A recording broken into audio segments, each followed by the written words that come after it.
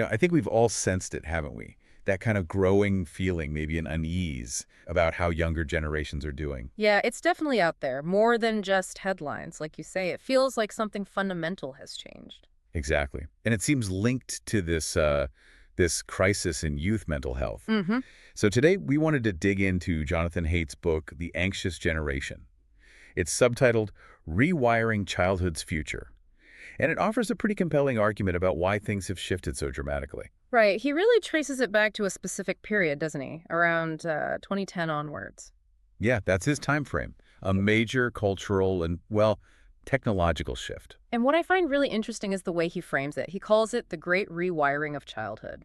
That phrase really sticks. It does, because he argues it's not just, kids getting phones, it's deeper. It's about how core developmental experiences, things like unsupervised play, just hanging out face to face. Real world stuff. Exactly. Real world experiences got swapped out increasingly for smartphones, social media, just screen life, basically. So this deep dive, we're really going to unpack how that rewiring, as he called it, might be affecting some really foundational needs for That's kids. the core of it, yeah. So that great rewiring idea.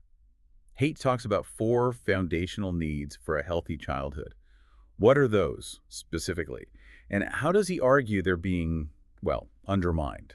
Okay, so he's quite clear on this. He points to autonomy kids needing some independence, Right. then genuine social interaction, not just likes and comments, also active physical play. Getting outside, moving around. Yeah, exactly. And finally, just hands-on, real-world exploration, learning by doing, essentially. Okay, those make intuitive sense. And Haidt's point is that these aren't just being, squeezed out a bit, they're being actively replaced Replaced by what, according to him? by, well, screen time, obviously, but Mhm. also this relentless chase for validation on social media.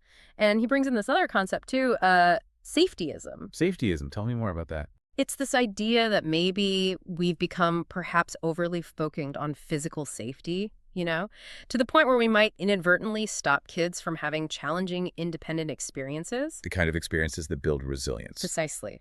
Too much adult supervision, paradoxically, might limit those essential growth opportunities. That's a really interesting layer. Safetyism plus the tech. Okay, so when we look at the actual data, does Haidt connect this rewiring directly to the rise in mental health problems we're seeing? He argues for causation, yeah.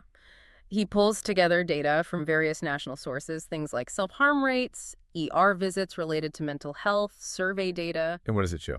It shows a really dramatic spike, particularly in anxiety and depression, starting right around 2012, especially among Gen Z. Wow, 2012. He argues that kind of generational shift is pretty unprecedented, and the timing lines up almost perfectly with when smartphones became ubiquitous and platforms like Instagram really took off. That timing is striking. It really makes you think. But is this impact the same for everyone? Or does his work show differences, maybe between boys and girls? That's a key point he makes. Teen girls, for instance, seem to be experiencing higher rates of anxiety and depression. Why is that, according to Haidt?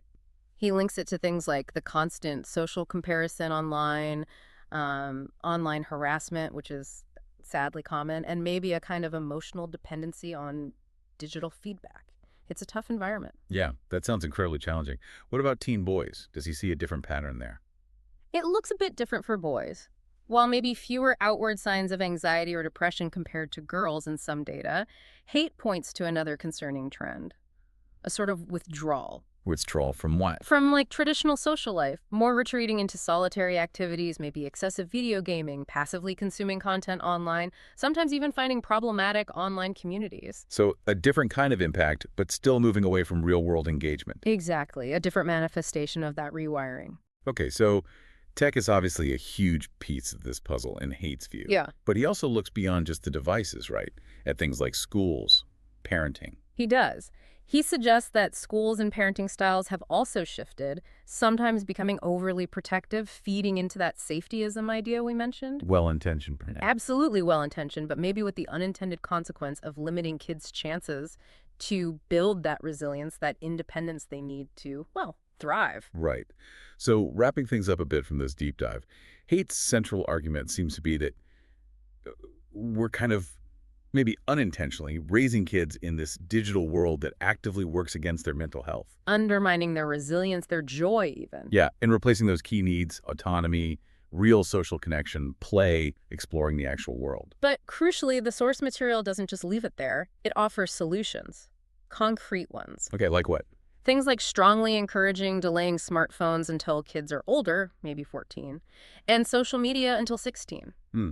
Practical steps. Yeah, and pushing for more free, unsupervised play, nurturing actual friendships, not just online ones, limiting screen time both at home and trying to get schools on board too. So it requires collective action, not just individual families. That's a big emphasis. Parents, schools, even government action might be needed to shift the environment towards healthier habits for kids. It really is a powerful call to action. Mm. So after hearing about this great rewiring and some potential ways forward, here's something to think about. What's one small intentional step you could take, or maybe encourage in your community, your family, your school, to help reclaim some of that childhood from screens, to give kids back that freedom, that connection, those real experiences they need to truly flourish?